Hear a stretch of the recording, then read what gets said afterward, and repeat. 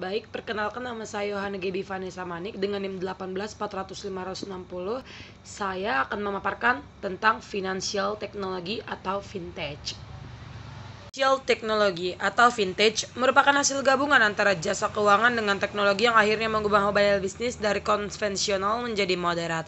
Yang awalnya dalam membayar harus bertatap muka dan membawa sejumlah uang kas, kini dapat melakukan transaksi jarak jauh dengan melakukan pembayaran yang dapat dilakukan dalam hitungan detik saja.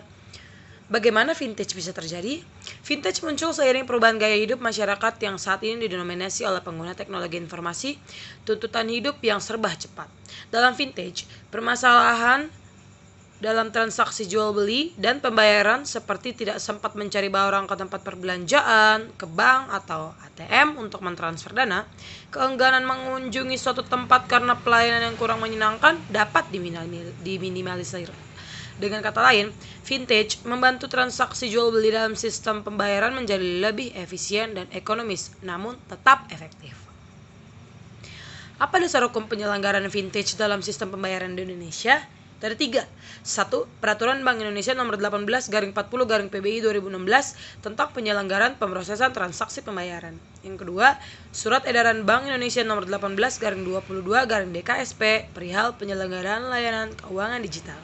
Yang terakhir itu ada Peraturan Bank Indonesia Nomor 18/17/PBI/2016 tentang uang elektronik. Keuntungan dari vintage itu bagi konsumen itu ada 3. Yang ke-1 mendapat layanan yang lebih baik, kedua pilihan yang lebih banyak, dan yang terakhir harga yang lebih murah. Dan bagi pemain vintage keuntungannya itu kayak menyederhanakan rantai transaksi, menekan biaya operasional dan biaya modal, yang terakhir untuk membakukan alur informasi. Lalu keuntungan vintage bagi suatu negara itu ada 3 juga, yaitu mendorong transmisi kebijakan ekonomi, meningkatkan kecepatan perputaran uang sehingga meningkatkan ekonomi masyarakat, dan terakhir di Indonesia, vintage turut mendorong strategi nasional keuangan inklusif atau SKN. Dampak yang ditimbulkan dari vintage itu telah mengubah sistem pembayaran di masyarakat dan telah membantu perusahaan-perusahaan startup dalam menekan biaya modal dan biaya operasional yang tinggi di awal. Peran vintage dalam sistem pembayaran itu mampu menggantikan peran lembaga keuangan formal seperti bank. Dalam hal seperti pembayaran, vintage berperan sebagai menyediakan pasar bagi pelaku usaha, menjadi alat bantu untuk pembayaran, penyelesaian atau settlement dan clearing. 3. Membantu pelaksanaan investasi yang lebih efisien. 4. Mitigasi risiko dari sistem pembayaran yang konvensional.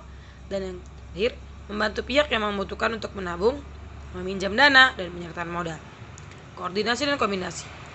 Bank Indonesia menjaga hubungan dengan otoritas terkait untuk tetap mendukung keberadaan vintage sistem pembayaran di Indonesia. Bank Indonesia juga berkomitmen untuk mendukung para pelaku usaha di Indonesia dengan memberikan pengarahan secara berkala mengenai vintage. Baik, selanjutnya saya akan menjelaskan tentang dasar hukum dari vintage, yaitu pada salinan Peraturan Otoritas Jasa Keuangan Republik Indonesia Nomor 13/POJK.02/2018 tentang inovasi keuangan digital di sektor jasa keuangan.